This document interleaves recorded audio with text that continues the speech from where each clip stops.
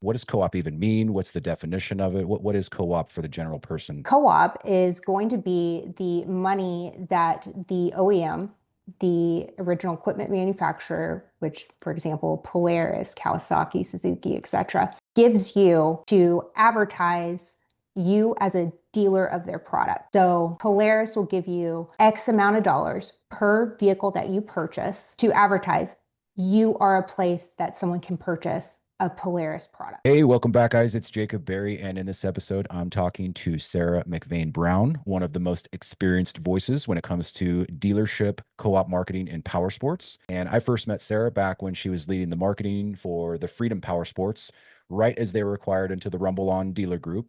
And since then, she's been helping dealers across the country navigate the maze of the OEM Co-op programs. And trust me, she's kind of seen it all, right? So today we're going to break it down and we're going to talk about what co-op actually is, how to find it, how to maximize it, and how your team should be doing all these things, all these tips that she's going to give you every single month to get that money back.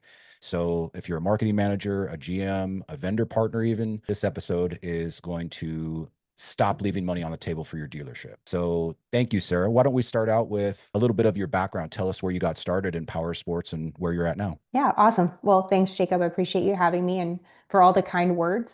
I have about 15 years of marketing experience in power sports, which includes 15 years of co-op experience. And man, has it changed in the last 15 years. I have an undergrad in marketing from Texas Women's University, and in 2020, I got my MBA.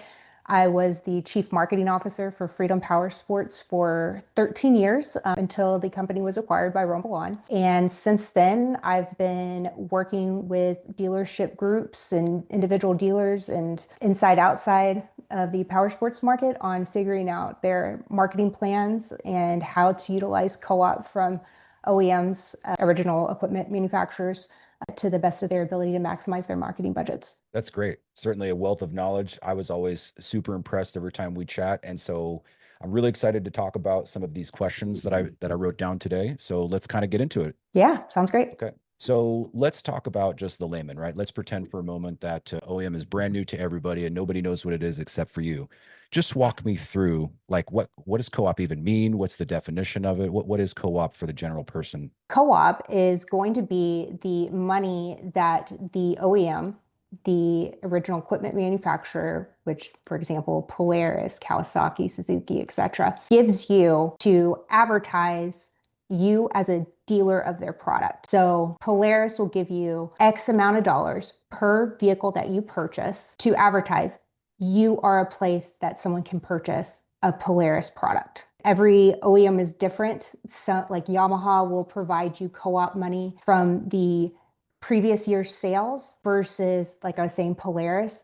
They work a little bit differently and they work in 6-month increments where they will provide you money by vehicle that you've ordered for that current year. So each OEM has a little bit different of a program on how they give a specific franchise dealer the money. Let's talk a little bit about what types of things they will allow a co-op for. Digital ad campaigns, which would be like Google and Meta, websites, even the hero image, the big image on the homepage of websites, right? To have that 1st slide, they'll co-op some pieces on that. Print mail, right? Yeah. Events and sponsorships. And then I don't even know if anybody's doing this anymore, but billboards, TV, radio, or even maybe some like swag. I'm sure there's a few dealers out there. Yeah, absolutely. Anything? Influencers is another big one that's starting to come around. Every social media drives all advertisement nowadays, basically. And so a lot of manufacturers are starting to provide the dealerships with money if they can find a local influencer that will promote your dealership as a seller of their products. That's awesome. I didn't know that. Okay. Yeah. So influencers. Well, it's time for me to hit up my local dealer there and get an influencer contract and get some co-op money. So and even classifieds. Sorry, Jacob. Classifieds is another really big one. Classifieds. Motohunt.com. Like right? Moto Hunt. Okay. All right. Shameless plug there. Okay, so let's now break it down. So those are the types of advertising vehicles that the OEM will say, okay, we have a program for them. Let's just kind of go through some of the major OEMs, like you mentioned earlier, Polaris. BRP is another one that's heavy into the co-op allocation. Honda's a big one, Yamaha, And then we have the new kid on the block, Harley-Davidson, with their new marketing development fund program, right? Can you give us a little insight on some of those big OEM players? Yeah, absolutely. The good news is there's a lot of money that is provided to you as a franchise owner every single year to advertise that you sell their products. The more disappointing news is each program is different. So like Jacob was saying, Harley is the new kid on the block when it comes to co-op. I'm pretty sure several years ago they had a co-op program which they sunsetted. They've just started this new one. I personally think it's an excellent co-op program. It's an excellent opportunity for Harley dealers to start earning money back from Harley to do all the advertising that they are doing. Let's see, like off some power sports like Can-Am, Polaris, they are going to both be very different in the sense of what they approve, what they deny, what they require pre-approval, or even requirements within each one of those ads. So example, Kawasaki. Kawasaki requires disclaimers in all of their stuff or they will not co-op it. So how should dealers track their co-op funds month to month, right? There's a lot of different programs. If you're a multi-franchise, multi-line dealer, you got each OEM and they have their own program rules, as you say. Some will do it this way, some will do it other ways. What's a good way for dealers to track that stuff? So to be honest, tracking is probably going to be one of your harder processes when it comes to your available co-op because one, your balances vary completely. Expiration dates on when you're allowed to use the co-op varies dramatically, along with having to get pre-approvals, having to submit, then resubmit. The time frame of how long you have to submit co-op claims can vary by OEMs. Typically, a process that has worked best for me, which sounds a little old school, but it's an Excel spreadsheet where I manually would I'll log into each OEM at the beginning of every month and track my current balance, what I have pending, what I have ready to submit, and what I need to get a pre-approval for the next month. When you're looking at your marketing budgets, typically you would want to look at what your net marketing budget would be, I would say. So you have, just for round numbers, for 1 month, you have $1,000 to spend on advertising. Well, you know that you could potentially get $500 back from co-op. So really you have $1,500 you can spend if you follow the correct processes of getting pre-approvals and things to that extent. So really tracking it to an absolute number can dramatically change your net marketing budget. Yeah. Yeah. Let's go ahead and offer a template too, right? So we have a template. If anybody listening to this would like a copy of it, of the Google Sheet, Excel spreadsheet template, hit us up. You can start tracking this stuff today. We've got that format for you. No problem. Email us. But you were mentioning kind of like the steps, right? They got to do all these things correctly. You mentioned pre-approval, you have submission, claim, right? And then you have the payout. Those are kind of the three main KPIs, if you want to call them, right? That each line in the process to get a payout has to They're follow markers. in this order. Yeah. Right. For pre-approvals though, that's more or less going to be for custom graphics, custom videos, something that the dealership designs or thinks up on their own, right? But most of these OEMs have already approved graphics that they can download from their dealer center, their dashboard, their toolkit, whatever that OEM calls it. And those don't need any pre-approval, correct? That is correct. So if you're needing to move fast on something, you pull something from the OEM's marketing center toolkit, whatever they term, where they provide you, the dealer, with all of the assets from that OEM. Those do not need pre-approval typically. And they usually have a larger co-op split. So there is even an additional incentive to use there. So I would say your typical co-op split is going to be between 40 and 50%. And a lot of times when you're using the OEM graphics, you're going to have like a 60 to 70 co-op reimbursement, if not higher. But you know that those graphics don't always provide the most value to your dealership. Sometimes you do need custom graphics and you do have to make those pre-approval submissions. You don't always have to make pre-approval submissions. Every OEM is just so different is the biggest problem. Some OEMs you do have to always have pre-approval. Some of them you don't. Things like events, Yamaha, you don't have to have a pre-approval. BRP, you have to have a pre-approval. It's up in the air by OEM. It's really a rather complicated process when it comes to, there's no uniformed way of doing things. Right. Yeah. Just simply because everybody's different, right? And Yeah, if you've you got, can't, yeah, you can't always assume that the meta ad is going to be approved. You can't always assume even your Google ads can be approved because like BRP has a different way of the keyword system than let's say Suzuki does. yeah, And then there's some OEMs like Honda, where you as the dealer can submit a co-op claim for Google or for Facebook ads. But if you do your own SEM ads and you're not an approved agency by the manufacturer, which there's typically only the one, maybe two by OEM, and they usually don't provide the most value because it's cookie cutter stuff. You can't make those submissions. So yeah. it's not always cut and dry on what you can claim and what you can't claim. It makes sense. The OEM wants you to use their materials or use their approved agency for some of them. And yeah, they're going to make sure that they focus on that OEM's messaging over your own. And that's why they may Yeah. not require pre-approval, like you said, or even pay out more for it if you do use it, which I think in our experience, a little bit of both, right? Use a little bit of OEM approved stuff along with your own that you get pre-approved, right? In terms of like creative or graphics. Yeah. Would that Yeah, be a best a- approach?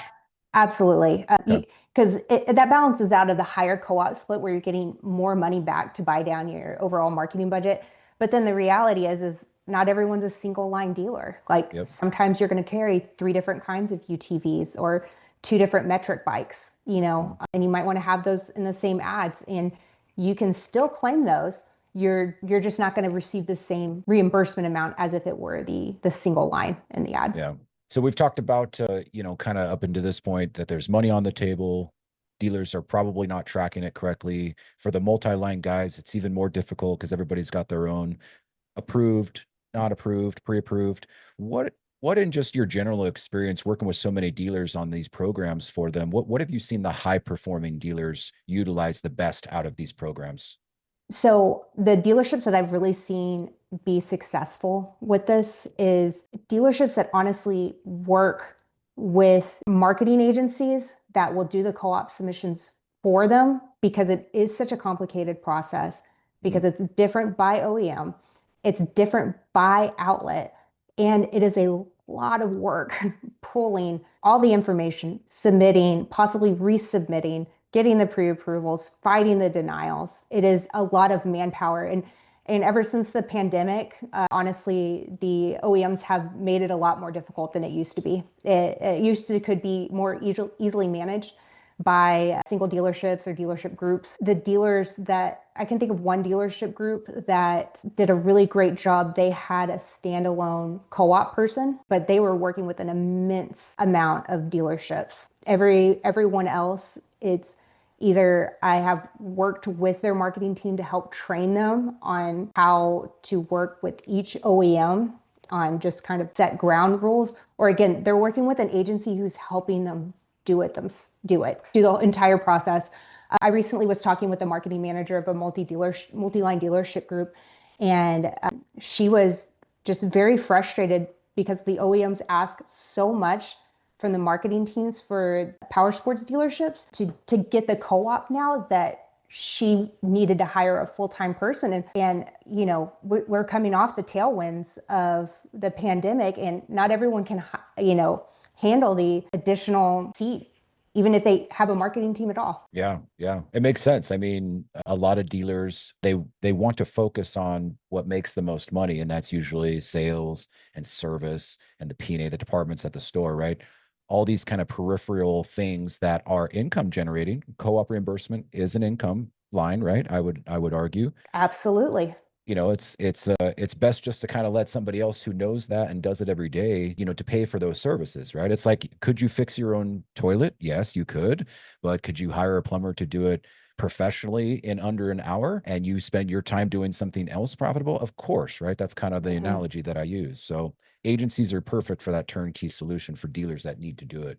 Yeah, it really is because it frees up the, like, just let's say for a dealership that doesn't have a marketing team and it's the general manager or the office manager who's trying to handle co-op. That is just like one more hat they're putting on every single day. But yeah, that's just one more additional hat that the GM or the office manager is wearing that takes time from them, making more bikes roll, or, getting more financing contracts through, or Yeah. whatever the dealership needs to do to sell things, to pay for the marketing. Yeah. Let me ask about, go back on your comment about this being complicated. Who do you think is, in OEM terms, one of the more complicated and then one of the most easiest to work with? Okay, so I'm probably going to say that Yamaha is probably going to be one of your more easier lines to work with, for the pure fact that their processes have not changed much over the past few years. And when it comes to a pre-approval process, they have one of the easier ones where you submit an email to get a pre-approval. You're not having to log into the portal, make sure you have all the information to fill out all the boxes, and you're submitting all the right documents. You literally email their co-op team and saying, hey, I want to have this event. This is what I'm going to do. This is how much it's going to cost. Do you approve it? It seems a more realistic way to handle co-op reimbursement, of just like listening to the dealer and saying, yeah, we'd pay for you guys to do that. And, also for Yamaha Watercraft and Yamaha Boats, they provide 80% co-op reimbursement. So it's absolutely the biggest value in co-op that there is out there. And I think that people at the Yamaha co-op team are absolutely wonderful. Some of the harder ones to deal with is, I would say, Honda, in the sense that they don't require dealers to do a lot of the stuff themselves. They require you to use their agencies, which there's one agency for all Honda OEMs. And you just don't get that one-on-one attention when you use these massive agencies that aren't usually power sports specific. And that's another thing I hadn't mentioned, is when you're working with an agency, one that is power sports focused, is absolutely going to be more efficient. Yeah. They not only do they know what they're doing, like the back of their hand, but they have relationships on the other side of the phone line, to Kawasaki, to Suzuki, to Polaris. Like, they're going to say, hey, Alex from Kawasaki Co-op, I know we've worked together for the past 8 years, and if you could really help me push this through, I'd really appreciate this one, bud. And you don't always have that with the bigger agencies, but I digress a little bit, going back to the OEMs. Honda's difficult, and BRP has increasingly become more difficult. I do believe they're still fair. I feel like there's always just a lot of loopholes you have to jump through. What have they made tougher recently? Well, something that I found is there's a lack of consistency on what might be approved or what's not approved. Like, you talk to one co-op person and it's approved, and then you submit the same thing again and it might not be approved. Got it. Being able to recognize that and reach out to them, say, hey, there's a discrepancy here. I've often seen they deny claims, asking for little things that in the guidelines aren't listed as what you need to submit for the claim to be approved. Okay. And so it delays the process. Yeah. So it's a little bit more subjective than, it depends on the person that you get looking at your pre-approval or your claim. Absolutely. Interesting. And Kawasaki is another one. Again, shout out to Alex at Kawasaki. But it depends on who you talk to. Like, they have a tricky thing right now where you have to use the trademark next to the word Ninja and next to the word Mule. None of their other brands, just Ninja and just Mule. That's completely respectable and understandable. But when you have to have pre-approvals for Facebook claims, and for one dealership it was approved and one dealership it was denied, and do you call out the one that was approved, or do you try and fix the one that was denied? It's subjective sometimes. Yeah. Yeah. Let me ask you this. In your experience, you're talking about picking up the phone, calling them, right? Maybe working with them. Some you can't, some you cannot. What are some of the maybe unexpected co-opable items that you've gotten approved or pushed through that maybe some dealers, haven't even tried? Yeah, I mean, that's a great question, because recently we've been able to make claims for Moto Hunt. Again, it's not a shameless shout out, but shout out Jacob. But the reality is they are accepting online classified claims, which they used to not, or it used to only be Cycle Trader. And now I think a lot of the OEMs are realizing that Cycle Trader isn't always the best option for a place to sell inventory for a dealership. Yeah. They're extremely expensive. They don't do the co-op for you. They used to do the co-op for you. They just provide you with everything you need to make the claims. I have to say that's probably the biggest step forward for OEMs, and it's just a couple of them that are accepting stuff like that now. Okay. Thank you for the plug. Anything else that you've seen? Any digital advertising or banners or even things at the store, POP material maybe? POP's tricky. A lot of times there's like Yamaha will absolutely 50% co-op banners, flags, swag, but you Yeah. have to use their one approved vendor. Mm, So if you don't submit it through impact canopies, then even if it meets all the guidelines, it's not accepted. yeah. One thing that I think has been really great is big ticket events, like boat shows. We got a lot of 4th of July events coming up. A lot of OEMs are dishing out pretty big dollars to support their dealerships on having on-site advertisement for their products. Even in racing, I was involved a little bit with the motocross circuit a few years ago that, the riders in every city that they stopped at, we would try to get them to our dealership for an autograph signing or a little meet and greet or whatever. And yeah, I mean, the OEM sponsor of that team, Yamaha, Suzuki, what have you, they would, co-op a lot of the food, some of the tables, some of the giveaways, some of the additional help there. So, I mean, there's a lot of, if you're creative enough and you're promoting their brand properly, I think that with some of these OEMs, you can get away with a lot of stuff. And I don't mean get away with it, is it a bad thing, but you can push a lot of things through to the finish line and still get a reimbursement on it. Yeah, there's Yeah. there's like, a lot of gray areas that you can push to maximize your co-op reimbursement when you know what you're doing. That's a better way to put it. Gray Yeah. areas, right? We love the gray, right? When Okay, I'm making my marketing budget bigger from co-op reimbursement, I'll live in the gray. there you go. All right, so talking about all this stuff, right? So, we kind of, went through the pre-approval, who's good to work with, who's maybe not so great to work with. When dealers want to submit now the claim, right? They got their pre-approval, the campaign is over, the event already happened, the month end is here. How do dealers organize all the little things that they need to submit to the OEM co-op person, right? We're talking invoices, screenshots if it's digital, or pictures of the billboard or sign or whatever, Yeah. reports. I mean, how do you recommend a dealer go about putting all that together for that OEM to send to them? You have to be organized, organized, organized, and you have to have a game plan before it happens. So going into an event, Google ads, Facebook ads, anything, you have to know what you need before it happens.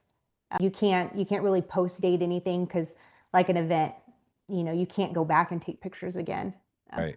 like if you have an event, like a let's just say an open house event, and you carry Kawasaki and Honda, you need to make sure you're taking pictures of all your Kawasaki's and then you're taking pictures of all your Hondas. You don't just have one pictures of, everything all together. There has to be a strategy. You have to know what you need going into it so that you know what you have to have post advertising, post event. Yeah, makes a lot of sense. If you're in a marketing position for a dealership listening to this, you should already probably be putting this all on your marketing plan, for the next month or next quarter's events. But yeah, it would be a good idea to have that line item in there. What about co-op, right? You're doing all Oh these yeah. things and you got to organize everything, but at the end of it, oh yeah, I need to do these things for these certain manufacturers, add that to my list, of things I got to accomplish at this one event or one thing. I mean, absolutely. You like in all reality, like just putting my marketing director hat on, like you need to be planning your co-op in November for the next year. Because again, we're looking at your net marketing budget. It's your marketing budget minus co-op because you Right. you have absolutely earned every single dollar that each OEM says you can have. It's you own those franchise rights. You've bought those products. You deserve to earn every single dollar back. So you have to have a strategy. You have to be organized, and it just has to be really well put together. And I was talking to a marketing dealer from a dealership group actually earlier today, and she was getting a lot of pressure from the CFO from their company because the event cost $20,000 and they just wrote a $20,000 check. So it is essential Mm, to the success that month for them to get that co-op reimbursed. yeah. And Have you ever? we're talking gray areas. You can do it for two OEMs, and then you might actually have it paid for. Wow. Like there's a lot of things you can do to kind of try and work the event, but it is a very big deal, not just to marketing, it's to the bottom dollar of the success of the dealership or the company. That makes a lot of sense. Have you ever seen some big ticket items like, maybe not a $20,000, or maybe you have, but have you ever seen anything get kicked back like that and not paid because maybe the person didn't do some of the small requirements that they're asking for? Absolutely. Absolutely. Wow. I've honestly been guilty of it myself. I thought I had all my ducks in a line. We had a boat show, and there was a boat show and a motocross signing event, just kind of like what you were talking about. And I thought I had everything, and I didn't, and I couldn't backtrack. And I lost the dealership about $5,000 that month just from the motocross signing. And from the boat show, it was upwards to $13,000. Never make that mistake again, huh? Yeah. No. And sometimes you can ask for forgiveness, but if you've already asked for forgiveness, you can't do it again. So Right.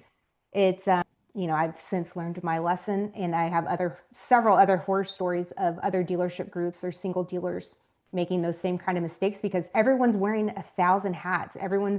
Nobody has time to sit down and do this. And so it takes an immense amount of organization and communication to be successful at it.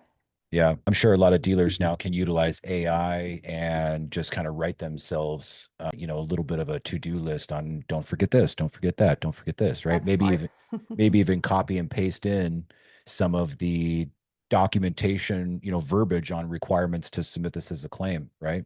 Yeah. So, we talked a little bit about, how to organize, and you said it, organize, but maybe let's dive deeper, right? Let's say I'm a multi-brand dealer and I've got, all four of the Japanese brands, Polaris and Kawasaki, right? Who all have their own co-op programs. How should I plan across those OEMs to submit when and where and how, and maybe work in a flow across, the easiest OEM is maybe one way to do it, or the one that has the most payout? How would you organize that from a big level? So I'd probably look at my co-op balance and which one's going to be expiring the soonest, and focus on spending that money to make sure that I'm utilizing it 100%. Then from there, I would focus on doing OEM campaigns with OEM created materials, such as a meta ad for Kawasaki, because you're going to get 70% reimbursement for that compared to 50. Same thing with several other OEMs. Yamaha, you pretty much, no matter what, unless you use feign and strip, you're going to get a 40% reimbursement. That's again a post-pandemic. They reimburse at the lowest rate. Maybe that's one of the reasons why they're the easiest. But so I would try and focus on having each OEM focusing on each OEM, and then also having campaigns where I'm focusing my dealership as a group that probably likely won't be co-opable, but I'm advertising that I am your street bike dealer. Like, I have Yamahas, I have Ninjas, like you list everything, and you kind of just have to eat it on that, but it balances out because you have these other campaigns that you're getting a higher reimbursement. The dealer's advertising that stuff anyways, right? Yeah. Yeah. Okay.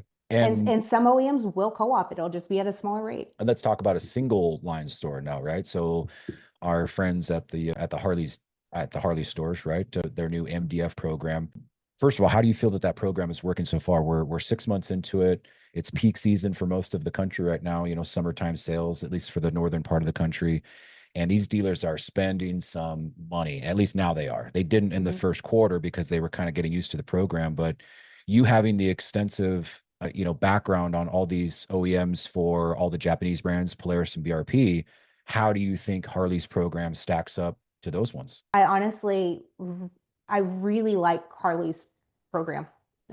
I think that Harley has underserved their dealers when it comes to co-op, and I think this is a huge opportunity that, essentially, if you don't use it, you're losing it. How it sounds like it's working so far, and it's I would say an easier program to get things improved. It's a little bit more difficult to navigate, I would say, than your metric stuff or power sports. But I think it's a huge opportunity for Harley dealers to really get ahead. And, typically Harley dealers are going to be the dealerships that are going to have marketing budgets and have marketing teams to utilize these things. And it's a big opportunity for, Harley, I believe in the past few years has really been working on a way to turn around their market. And I think this might be a huge part of it for the dealers. And Harley's improving a lot. They're improving a lot. And they'll work with you and give you time to submit things or give you feedback. It's not hard to submit. It's just And doing it and knowing what's allowed. a couple unique features about Harley is that they also co-op pre-owned campaigns. I mean, that is Yes, that's a great point. unheard of. That is unheard of with any other OEM, right? Tell us a little bit Yeah, about that. absolutely. So when you're looking at a traditional power sports OEM, they are only going to advertise current models. That might be the previous year models as well. They might still be considering those current, but maybe not. Like, right now it's only 2025 models. Nobody, they used to at one point would offer used co-op programs, but they don't. And I think that's an amazing thing. Like I've seen a couple of dealerships at this point with this Harley program where they're getting serious money back on how they utilize Facebook and Google campaigns on advertising their used Harleys, which is a massive market. It's a huge market. And that gives your Harley dealers such an advantage over the power sports dealerships that's trying to sell used Harleys as well. Yeah. They're in that market too. So you can spend double to get ahead of them and still be hitting your marketing budget the same. Yeah, I think to date for the Harley-Davidson dealer that we work on the MDF program, they've pre-approved, claimed and paid out on, you said Google and Meta campaigns. We did the motohunt.com listings on used bikes. Mind you, this is all used bikes. We did a mailer campaign. So that says, hey, we want to buy your used Harley or trade it in towards, another newer used ones. That was a mailer, an email blast. So, I mean, you're really being like super truthful here and open, is that they literally like approve and claim just about anything new or used or otherwise for that brand. It's great. There's not a lot of loopholes that you have to jump through, like we were talking about some of the power sports OEMs. The Yeah. the portal itself is a little difficult to navigate. I'd say it is a little archaic, but it's this is V1 of this. Next year it'll be better. The following year it'll be better. And it's whoever can get the whole shot on being really good at utilizing their Harley money is who's going to get ahead, I think, at this point. Yeah. Don't sleep on it, guys. Yeah. All right. So let me just ask you one more general question. Like, you've seen it all from all the different OEMs, different sized dealerships or groups, multi-line, single line. Like, what is the biggest thing that you could give advice wise for dealers to do right now so that they are not missing out on any of this reimbursement money? I think honestly, knowing how much money you have available Got is it. is going to be your first one. You'd be really surprised about the amount of dealers who don't know how to access their co-op money. They don't know how to find the balance. Knowing your dollar amount is power. And then from there, you have to look at what you're currently doing already and what is co-opable from there. Got it. Okay. So once you know what you have to spend, you can start thinking about how to spend it, You right? kind of work backwards. Yeah. Work backwards. I like that. You mentioned, some expiring campaign funds, some expiring co-op funds. What if I'm submitting and I'm doing all the things that I'm supposed to be doing and I run out of co-op funds? Should I keep submitting or do I stop until I get more? How does all that work? Ooh, that's a really good question. Unfortunately, it's the same answer I keep giving, but it's different by OEM. Okay, Because give me some of the details then. so some OEMs like BRP, you're gonna earn co-op money throughout the year. Like as you put in orders, you're earning your co-op money. Then there's OEMs like Kawasaki, where it's based completely on the previous year's your unit order. So once you run out of money there with Kawasaki, you can keep submitting all you want, but you're not going to get any more money. BRP, there can be catch up. For Suzuki, there can be catch up. For Yamaha, there can be catch up.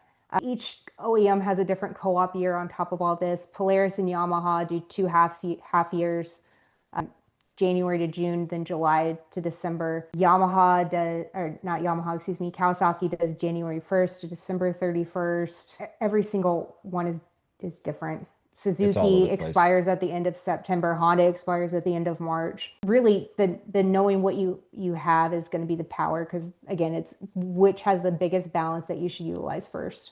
Yeah, that makes a lot of sense. And then working it backwards from there. So it sounds like also a couple of them that you should just not ever stop submitting. If it's co-opable, you Yeah, so should submit it. yeah, so BRP always submit. Okay. If you're out of Kawasaki money, you're going to be out of Kawasaki money. If you're out of Polaris money, you're out of Polaris money. Something that another twist here is going to be Slingshot. There's a ton of slingshot dealers out there. And they just recently changed how they do their co-op. And now you can only request funds at the very beginning of the year.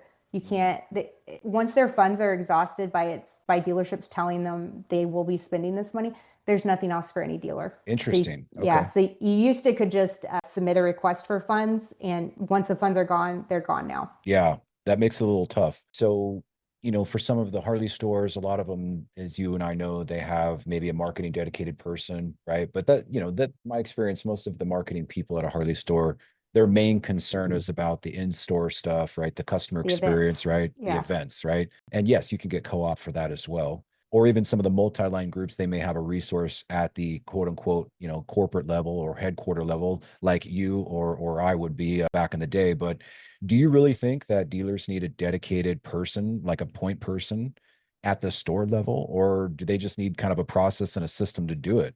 I think you need to have a dedicated person or an agency that's going to be your partner in submitting it for you. I was talking to a marketing director a couple weeks ago, and she was just very frustrated that, again, I already kind of said this story, but like she needs a person who's dedicated to co-op for about 6 dealerships. Or it's not even 6, she has like 5 power sports dealerships that she's managing. And she's like, I don't have that within my budget. That's not within the company's budget. And so she's looking for options of how to get help with submitting co-op. Like it's hard. Another dealership group is in the same. They are I'm helping train one of their marketing employees to learn co-op, and it's a complicated process, and it's for 3 stores. Yeah. So I think honestly, probably you could manage 3 to 4 multi-line dealerships as a marketing manager if you're very well organized and you have very specific tasks, which sometimes I feel like marketing can be the catch-all position for a dealership. But I honestly, if you're a big dealership group, a dedicated marketing team, or a dedicated agency who knows co-op and who's going to help you with that process, I would say would be key. You can't afford not to. Yeah. You can't. Yeah. It's like hiring a consultant almost for this one problem that a dealer is trying to solve, right? It would make your dealership money when you think about it. It's if you're not doing it and you're spending $3,000 a month on advertising, you could be getting $1,500 to $3,000 back depending on someone knowing what they're doing. Right. And these programs, they do change quite often. I mean, BRP, Yamaha, they're making amendments or adjustments throughout the year or every year. What's your experience with that? Every co-op year typically comes out with a new guideline, and they're roughly the same. Typically what you'll see is they'll add new things that they're co-oping, like I was saying, like influence marketing, along with online classifieds, things to that extent. But things do change, or the co-op split changes. Things change. You have to pay attention. Yeah. Really read through it and make sure that you understand it all. Mm-hmm. All right.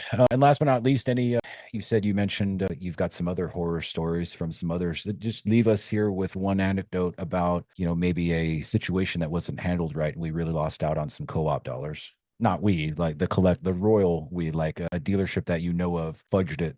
Or maybe give me the opposite and say, hey, you know what? We got this win with the OEM. I'll take either one. Since I've already given you a couple horror stories, how about I give you a win of someone who did a really good job? I would love that. Let's leave on a good note. On a good note. So a set of dealership group, they have open houses. And what they've started doing is, how do I make this a Yamaha open house, a Can-Am open house, a Suzuki open house, and manage to hit on every single note, and where they are absolutely maximizing their co-op and maximizing, because it's not just all about the money, right? You are advertising that you are the place to come and get that brand. And they would advertise their events across radio, direct mailer, and Meta. And even if people didn't go to the events, they started to recognize, dude, this place is starting to have open houses for, Suzuki, Honda, Kawasaki, whatnot. And they were getting, probably 75 to 80% of everything they spent reimbursed. Really? And so they were coming up with excuses to throw a party and calling it a insert OEM open house, right? Yep. And it wasn't even just about the in-house event. It was all of their outbound marketing was labeling, hey, we are having a Kawasaki open house. We are your Kawasaki dealer. Come see us at our Kawasaki open house. And so it was branding of coming to the dealership for that OEM, and it was absolutely co-op by multiple ones. Some of them might even have been 100% co-op. And you're not breaking the rules, and it's not a gray area. It's how it's advertised and how you're utilizing across, Google ads, Facebook ads, print ads, email marketing, etc. Yeah, I mean, the list goes on and on, right? The open houses is a real fun one, but yeah, you mentioned, Google ads, Meta ads, and here's just a quick list of some of the things that we've been able to push over, regardless of the the OEM that we're trying to claim this through. And as you pointed out earlier, sometimes we can claim multiple OEMs for the same campaign, right? If they fit within that. So yeah, I mean, TikTok ads, I think some of them are doing programmatic display ads, in inventory specific retargeting, social OTT ads.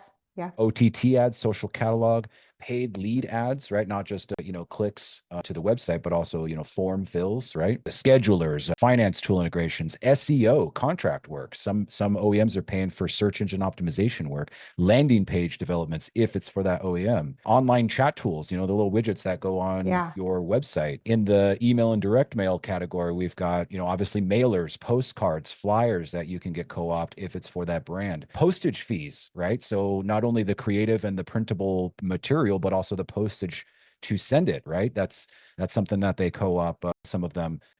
Retention letters, email newsletter software, right? Not all of them, but some will co-op some messaging through that. And, obviously in the traditional media sense, you mentioned OTT, but regular TV spots, billboards, local event programs, magazine ads, newspaper ads, if you're still doing that stuff. I mean, gosh, I'm going to read off a few more here. Sponsorships. Event sponsorship, a booth rental, vehicle giveaways or donations to organizations, branded swag, sponsorship of local races or motorsports events, food and beverage open houses, community stuff. Gosh, here's a couple more ideas. Content media production. You're talking about influencers, right? So professional photo shoots, customer testimonial videos, maybe not so much that one, but if they're talking about a new OEM in it, you might be able to do something there. This is paying a professional to, document, photograph, and video, these things, right? Mm-hmm. So, I mean, there's a lot of creative ways that you can get money back from these OEMs. And that's really all what we're talking about here on this podcast, is making sure you're maximizing and executing all these programs beautifully so that you make the most amount of money back. Absolutely. And in closing, I'll just say that, co-op, it's not free money, right? That you have to jump through some hurdles. It's earned money, right? It's earned money. But only if you put in the effort to claim it. So huge thank you to you, Sarah. I appreciate you joining, and it's on short notice, and I really appreciate working with you and on this podcast, giving us that real world breakdown on how to win with some of these OEMs. And like she said, if you're not checking your accounts and kind of tracking this stuff and knowing what to spend and then figuring out how to spend it and then claiming it later on, now's the time. Obviously, we help people with these types of things, not only, on a podcast like this, but if you need a little bit more in depth, contact either one of us and we'll be able to help you, and also request that free template. So until next time, Sarah, thank you again. We'll see you all later. Bye. Thanks, Jacob.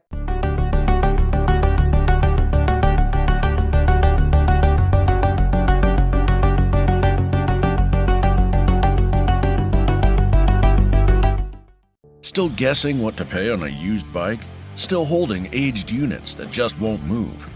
It's time for a real system. Moto Hunt's ultimate used inventory playbook shows how the best dealers are finding better inventory, pricing trades right, and turning used bikes faster with fewer mistakes and more margin. It's short, real, and free to download right now. Visit dealers.motohunt.com to grab your copy or check for the link in the notes.